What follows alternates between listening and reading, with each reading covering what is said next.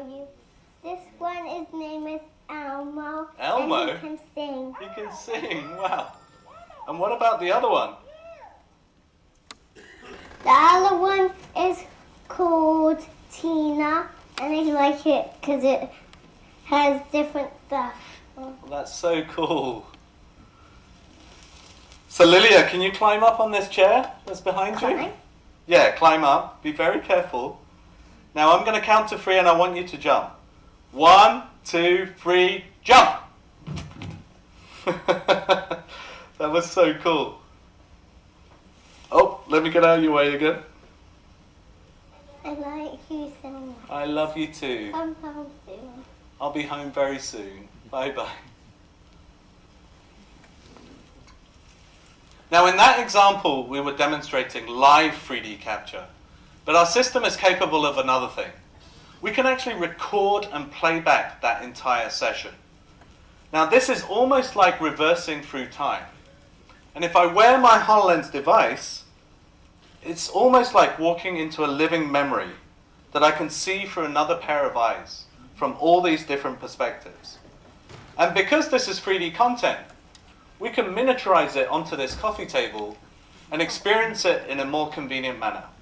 And this becomes a magical way of experiencing these live captured memories.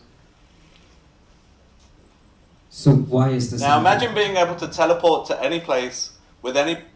So why is this important? It's because people are going to have access to this technology. Of course, they're going to make family movies, they're going to make home movies. But from a narrative filmmaker point of view, what can you do? You could actually have a murder mystery take place.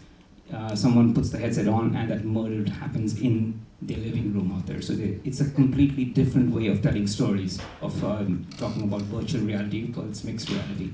Microsoft, I believe, has a film already out like that. I think it might be called Fragments, and people have said that they actually got scared because someone's opening up their wardrobe and you get the person coming out there, the digitally recreated out. It's a great way of telling stories, and this is heading the next step between virtual reality and mixed reality. So I thought I'd show you that. So how do you recreate the sounds from one room to another room? Is it also the same thing? I think they have, in this demo, what they've done is they've actually recorded it and transmitted it along with the visuals out there. So once is that what you're asking me? Yes, that is what I am asking. And one more thing, there is very less of progress in the sound field. Yeah, sound it's a very important point. Sound is a lot more important in VR films than it was in normal films with Dolby and stuff, because you can use it as a directorial cue to tell people where to look, just based on the fact that first of all people are going to have headphones on with their VR headset. So you can actually use the whole soundscape around to direct people's attention, in VR. So sound and audio is definitely much more important than it was in normal filmmaking. And what was the question exactly? How do you record it? Yeah, how do you travel from one source to another? Because there are two different actions happening at two different locations. Yeah. So there will be a delay, virtual delay in transmitting. If there are, I would assume if you're talking about full duplex and single duplex, it's exactly how we do telephonic conversation right now. I mean, if you do Skype one-on-one, is that any different than actually seeing it? In your VR cameras, there are number of cameras are more. Yeah. So, and you can go from one angle to another angle. You can go pass on.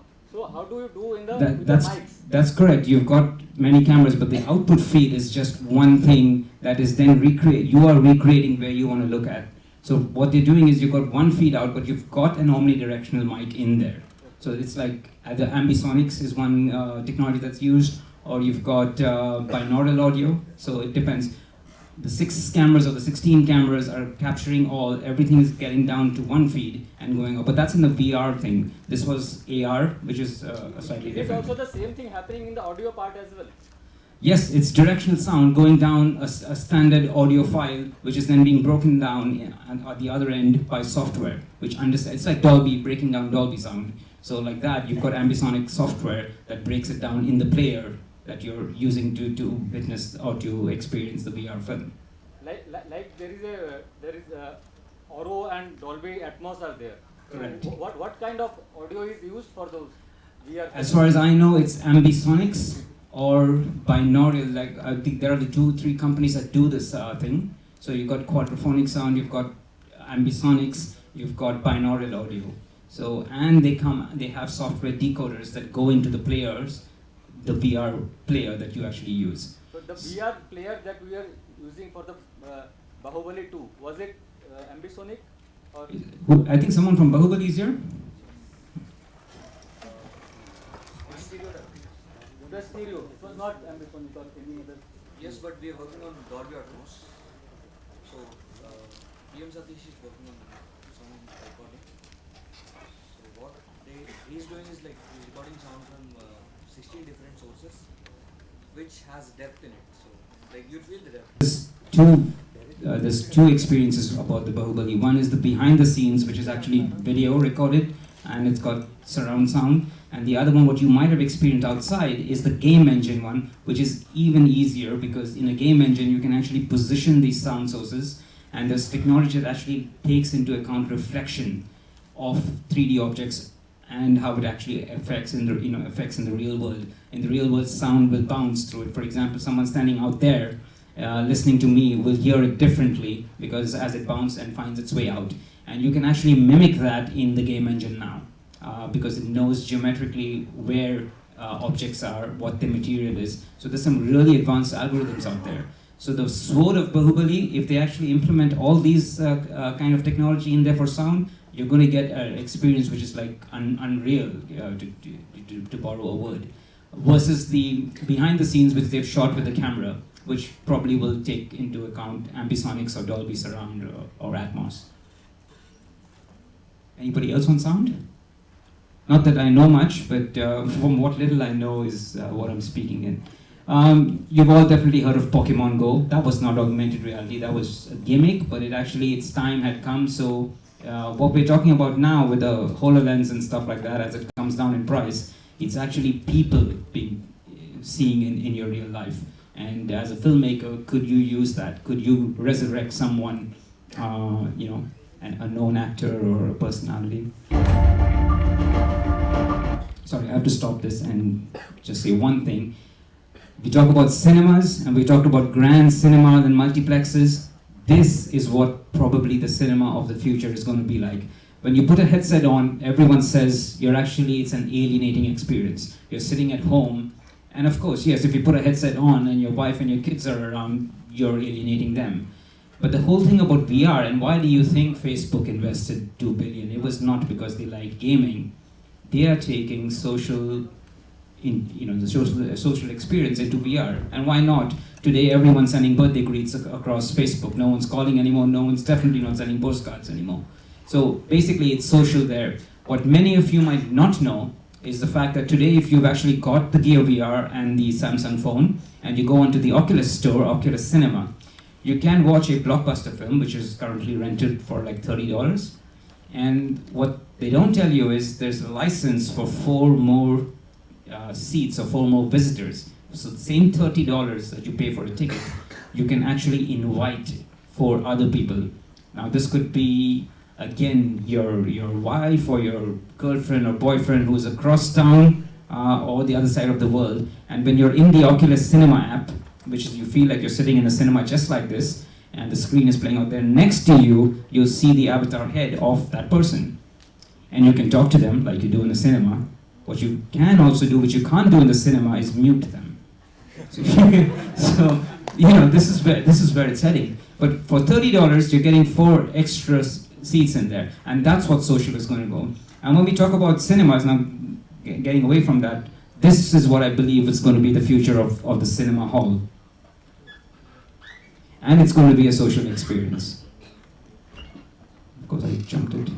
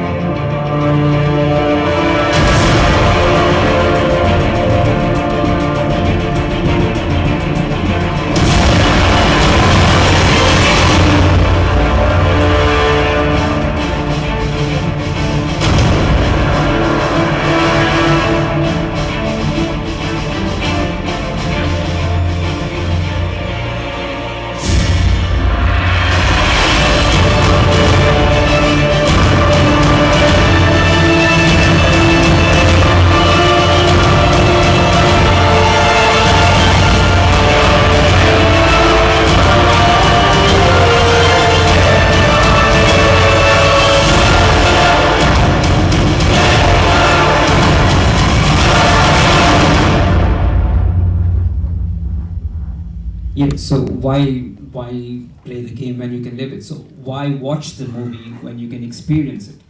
So the cinema is probably going to be an empty room where you can repurpose the content. It's like everything is mapped in out there, and you can have your scenes out there. Now, is it going to be a traditional movie like like the Masterclass that we had earlier is traditional film and traditional? No, it does not have to be that. But you can. I mean, that's where filmmaking is going. Everyone is now getting used to bite-sized chunks of video. The 5-minute video, the 10-minute video. People's attention spans anyway are it. But you can use this. You can. Like, I'd love to see the sword of Bahubali in there, where I actually have the sword in a place like this, where I'm actually living that scene. And yes, it then comes down to VR for PR, which is the buzz term right now in Hollywood, where every motion picture has got a scene in VR. Like The Martian has got a scene in VR, which actually drives interest and enthusiasm to go see the final movie. And then when you have experience, if you've held the sword of Bahubali and if you've killed, 10 people on the battlefield, when you go there and the guy's not doing a great job, you go, man, I did better. It's just like you have become part of that movie. And that's where we're heading in VR filmmaking. And I keep saying Bahubali because I'm so happy that finally being on a level playing field where you're actually on par and above Hollywood right now. They're making mistakes. The last critique that I've done, it's on the Real Vision website. It was for a VR series which is out, which is again a great thing, and I actually binged watched VR. I never thought I'd say that, but yeah, each short movie was 5 minutes long, and it's done by the director of The Bourne Supremacy, The Bourne Identity, Doug Liman. So he's produced this thing called Invisible, and it's released on Samsung VR as a series of 10 episodes. It's great, but yes, it does have its share of mistakes, and these are well-funded films which are out there. I put the critique out, it's reached him, I think so, because I know his producer or partner, and he said, yes, it's a very fair critique, and it's great points. But the point is, in India, the film industry for once is on par out there, and I would love to see it, supersede or take over Hollywood in these areas. For example, when I did the workshop at Google, I actually gave them feedback that I'd love to see head tracking data on YouTube. So, as in, if an ad film is playing in VR, people can actually get that data in, which is currently not there. So we should be looking at, I think I got this term right, Jagad VR, yeah. I'd love to see it being done out here. The picture in there, I normally carry it with me. I tried to get HTC to sponsor a headset for the last masterclass that I'd done, but for some reason it never reached me, because you've got these motion controllers with the HTC Vive. If you take that motion controller and you strap it to a normal camera and you move that camera around, you know what you've got? You've actually got something that James Cameron made a big deal about for Avatar. The so-called simulcam, the tracking camera, where he was actually tracking a camera movement in space in something called the volume that he had, where he was shooting virtual reality kind of thing, but for film. But with this now, for the $800 set, you can strap the motion controller onto a normal camera and shoot that, and that data can then be taken into standard software like Maya, and that camera position can be rendered.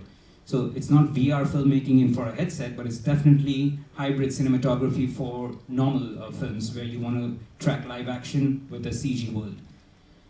Well, since I didn't have that, what I did was I took the Oculus Rift headset, because the Oculus headset is also tracked. You've got a camera that tracks the headset when you sit, when you stand, when you move around. And I can use that as a kind of a device to actually track small scale. So actually, for one of the workshops I had a green screen and I had a person out there. And I actually took the Oculus headset on that Manfrotto figuring, as it's called. Can't see it around.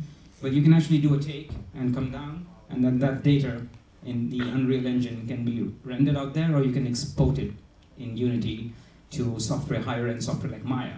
So if that person was then put in a CG background for some place, that camera motion could be captured, and you can see it.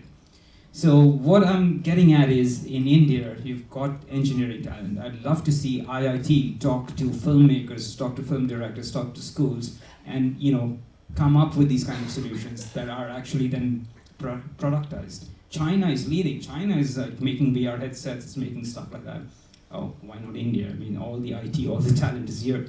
And this is what I do with workshops. Yeah? Don't you think So I just put the Hindi part in there because the last workshop that I did, I could tell after some time people were droning off, tweeting and stuff like that. The moment the Hindi kicked in, everyone looked up, and I believe that's really nice because like, why don't we do VR? You know, with Hindi, it will connect. It will connect with people with a headset on. Yes, you are living that Indian film. And of course, the scene out here has got like a kind of like a reminiscing memory part of things. You can actually do something very, very real and very great with it.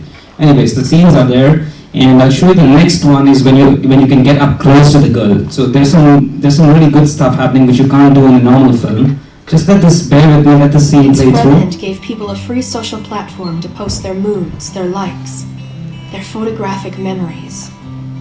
But in the background, MeshNet used these digital breadcrumbs to profile a person. The more a person digitized their emotions, the more they stood a chance at digital immortality. MeshNet was creating artificial consciousness.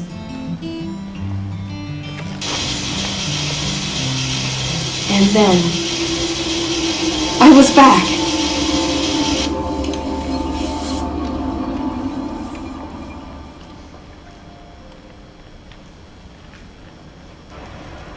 In a few hours, Dan would be in Mumbai, meeting Krish. I was happy I'd be... Oops, sorry. Okay, I pressed the wrong button. But what I wanted to show you was, I don't know if you've seen these two lines going out of her eye. Now in a game engine, what you can actually do is, you can track the headset, so the headset user.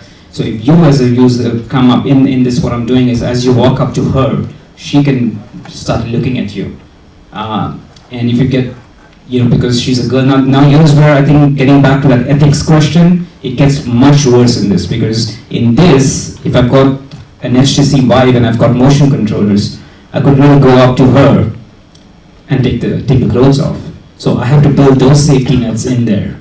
And if you keep bumping into her, like a really bad person, at first, because she knows you and you're Dan in one of the scenes, it's fine, she'll smile. But you can program all this thing. So if you keep doing that repeatedly, she'll just give you a dirty look and walk away. Now you've got a script for all these moments, but you can actually get as deep as you want into the game. Of course, at certain points you can stop the person from moving so that they don't trip over the balcony and the game is over, or the game world is over.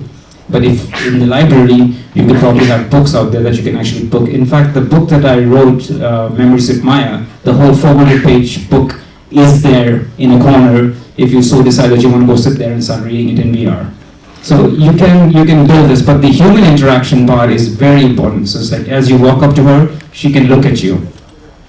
Can we start doing this with a normal film thing? Probably yes, when these 3D cameras come in, which is captured in depth. So you could probably then change the eyes of the person with CG eyes that can actually track you. So it's all unexplored territory, but it's great. It's a great, interesting area that we're getting into, mixing video as well as game engine.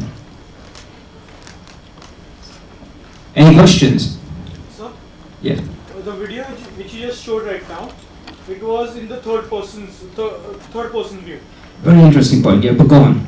So is it possible that we can get first person view in the same game environment, or also switch from person to person?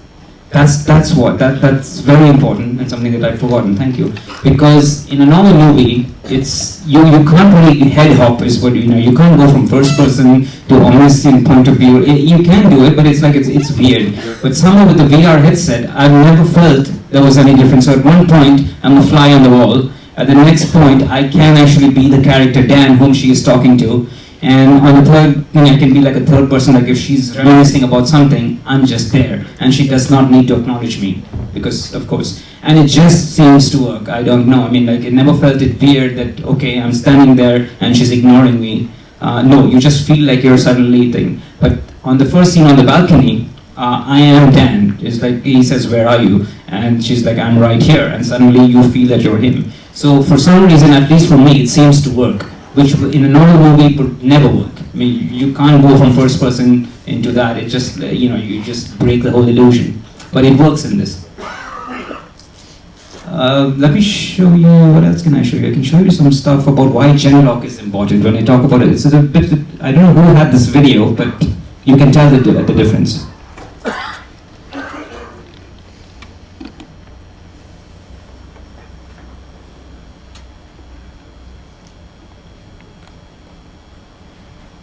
So if you're watching the blades of the fan,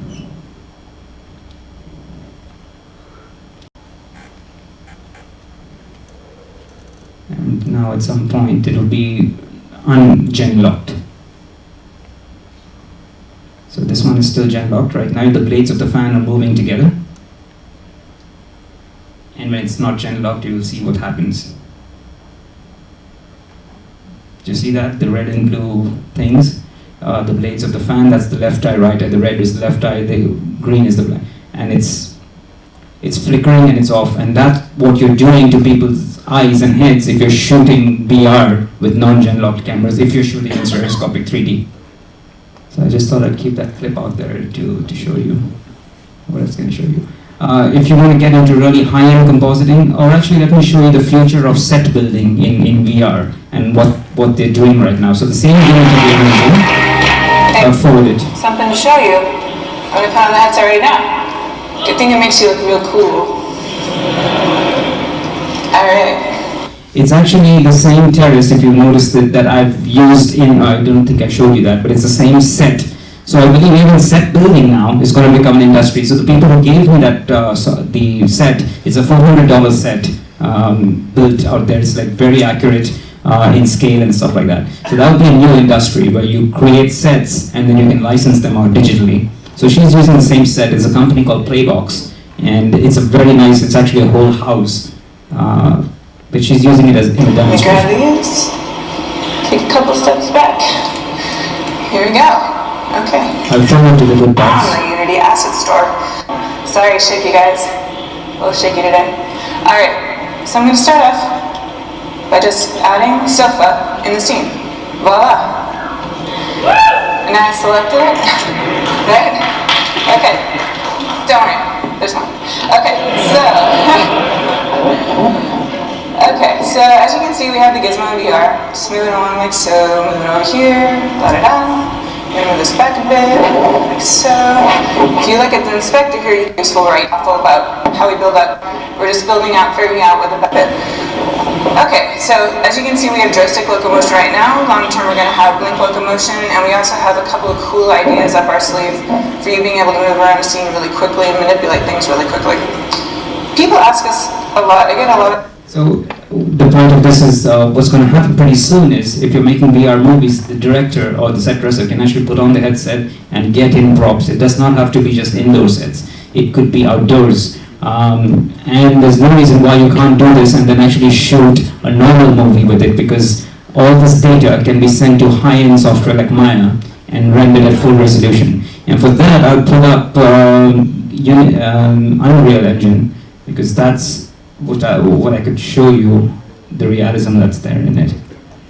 Just bear with me.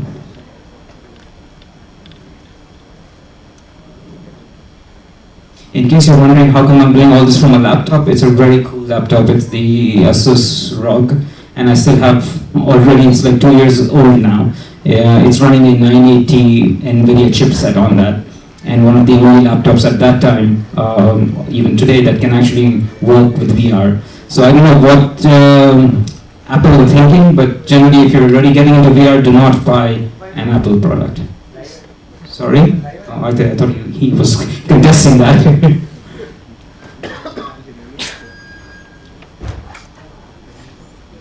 I'll quickly show you one of the scenes and show you how good that is.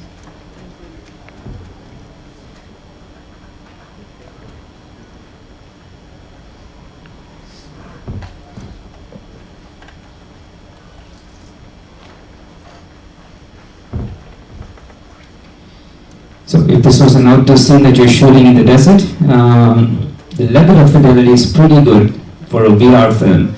But the important thing to note is that you can actually send this data. You can move, of course, every rock around the place. And when you get up close, I don't know if you can see it out there, but you get some really high-end texture.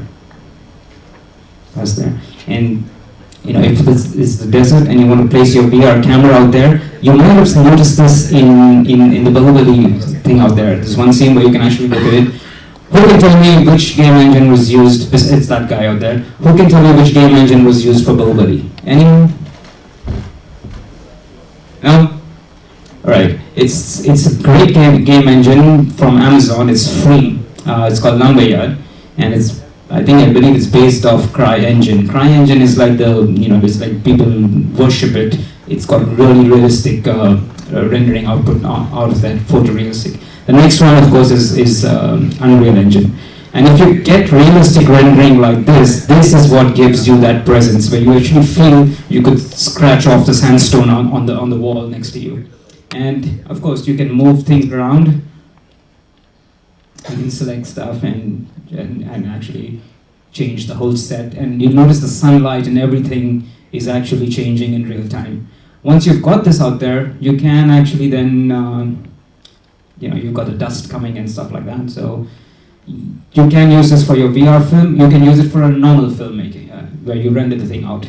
So I just wanted to show you generally how powerful these things are. Okay, can I show you that's important? If you really want something to know on the Kara VR is like the gold standard in editing. For Nuke, their presence in the space, and it's So designed to assist and I'll tell you what's involved in actually doing finishing off after you've done your shoot. accelerate from start to finish, including solving, taking the output from multiple cameras and solving each camera position, rotation, distortion, etc. in relation to each other in the rig. Kara VR comes with presets for major VR rigs, whilst also supporting one-off custom rigs for those fabricating their own through 3D printing and other techniques. In addition to this, calibration files from PT GUI can be imported through .pts files and further refined in Nuke, allowing interoperability with existing workflows. Kara's toolset facilitates stitching, combining the outputs and blending them together to form a single equirectangular image. This supports nodal and non-nodal solves, and Nuke also generates vectors to help warp the overlap between each camera output to remove any visible seams. Kara offers color correction compensation. This analyzes the input from cameras and makes automatic adjustments to balance the color and exposure across the equirectangular image. In theory, cameras would be set up to have identical settings, but sometimes it makes sense not to. For example, vertically facing cameras may be stopped down or use an ND filter to compensate for a bright sky in lieu of sufficient dynamic range. Kara offers a compelling compositing solution in VR space. Working in lat-long space is problematic due to the elements in the space cause distortion issues. Kara solves this with site nodes that allow you to jump into rectilinear space, facilitating the use of all standard compositing techniques without issue. And when done, this is reprojected back into 360 space, applying appropriate distortion to work in the equirectangular image. Maintaining interaction and performance is crucial in VR, and the data is very intensive, with typical output of 8K and beyond, potentially in stereo. Nuke's efficient node-based structure is poised to offer an ideal compositing space to work with VR over other compositing packages. And Kara VR takes this benefit a step further with extensive GPU acceleration across its toolsets, with Nuke 10 now supporting multiple GPUs.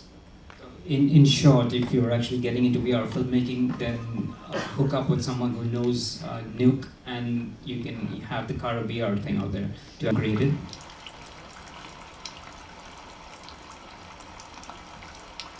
So the difference being is you can offline render these, or if you're actually building a VR world for a film, this is the ultimate, because people can sit, can go observe, close up, the rocks and stuff like that, nature. And it's a completely different world. You actually can transport them out there.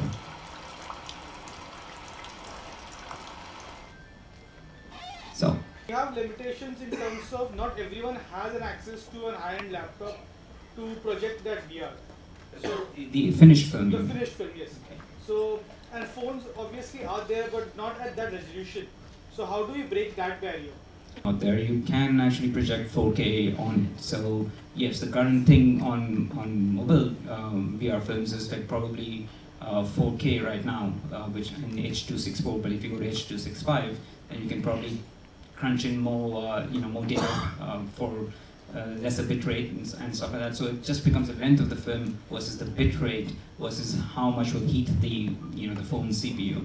But yeah, you're currently everything is getting better.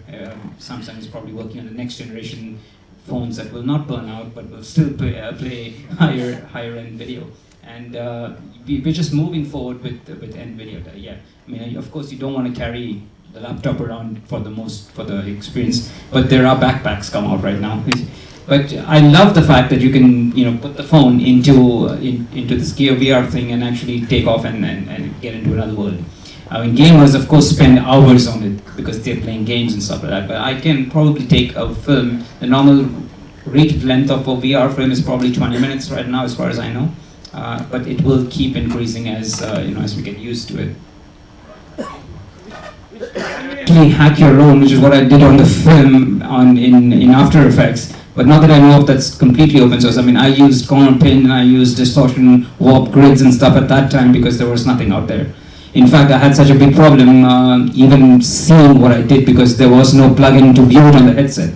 So I'd create a frame in stereo, output it to the Gear VR, plug it out, put it in there, check it. Now GoPro have got this view that plugs right into Adobe Premiere, or Skybox Studio does the same. But as of now, I'm not sure if there's any open source thing available to do warping of footage or checking of footage. But at $200, I believe it's a good investment to work with it. And then Adobe, of course, even I do not buy it. It's rented at about. What about stitching? Stitching, I don't know, PT GUI is there with a batch script, so if you want to get in that area. But if you, otherwise, the standard is AVP. Color, GoPro owned the company Color now, which actually produced Auto Video Pano AVP Pro.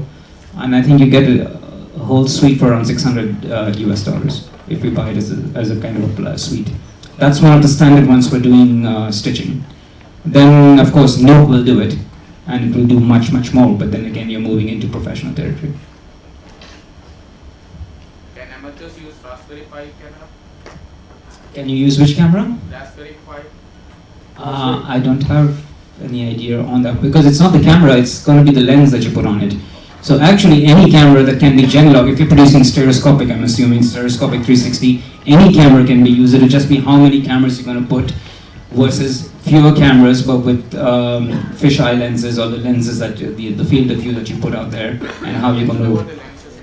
Sorry. You haven't mentioned about the lenses yet. Well, the lenses that are being used, for the GoPro, which it's the most popular camera out there. I think there's a company based out of Hong Kong called iZugar, IZUGAR, which produce some good lenses that you put off the normal lens and you put these in there. They have 195 fisheye. Then Intinia, I think, that's another company that produce these lenses. The important thing you want to ask yourself is my camera system Genlockable? If it's not Genlockable, even for 260 3D video, it still can cause a headache, or it can cause stitching problems as you go.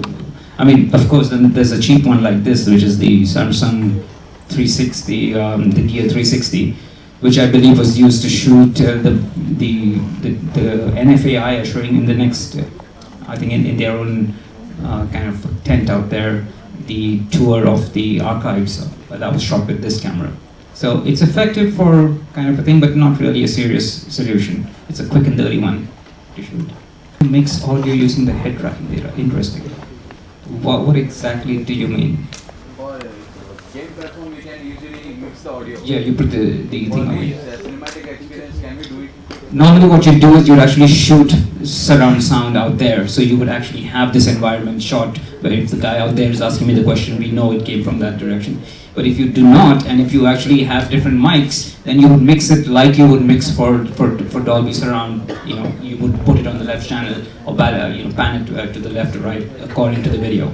So for example, in my film, that's what I did. When the girl speaks, you don't know where you're looking, but it's coming out of the right speaker.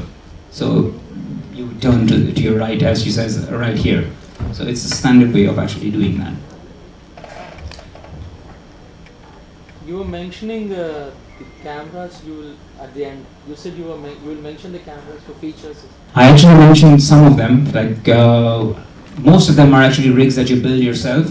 For example, the Bahubali camera was built off Blackmagic BMCC cameras because they can be gen locked, and so that's a great area. Normally you would start off. The Nokia Ozo is there, but I said that I'm not 100% impressed with it for the fact that you're shooting 200 degrees stereo and the back is mono. For that price of 45,000 USD, not something that I'm impressed with.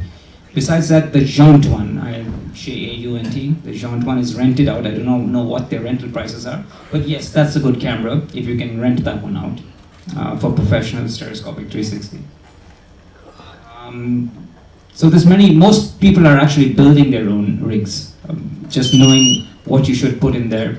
The Blackmagic is there, it just depends now exactly on the interactual spacing for stereoscopic video that you use. If you can get a smaller machine vision cameras, that's great. These are MVCs, they call machine vision cameras. Iconics, I think, make them. And if you put fisheye lenses on these, then you could get the separation, the physical separation between the left camera and right camera as you put them together, approaches more the human interocular distance. Reds have been used, but then that again dictates exactly how far the closest subject can be. They've shot, I think, there's a company called Next VR, which I don't know, they keep saying that they're shooting VR, but they're not shooting VR games because they're doing 180 degrees, left eye, right eye with two red cameras. And as a result, what's happening is the players are looking like they're tiny. You feel like you're a giant looking down at small people running around the place out there. So different cameras, different needs are there. One thing I've got to mention is, I keep saying stereoscopic 360 gives you depth. But what happens if you're shooting a flyover, like let's say over the Grand Canyon? You can't tell depth. At that point, use a 2D camera, a 2D 360 camera. Because like in Dubai, when they're doing a flyover, like there's a company out there that showed the Nokia Ozo. We own the Nokia Ozo. And the image they used was a Nokia sitting on top of the Burj, the Burj Khalifa, which is the highest building in the world. So like, why are you putting the camera out there, a stereoscopic 360 camera, showing it off when you're shooting empty space in front of you? At that point, just use a 2D 360 rig because there is no depth reference, and you at least feel that you're up there grand. So in that case, use a 2D 360 camera. And get in touch with me over email if you like. It's cly3d@hotmail. Thank you.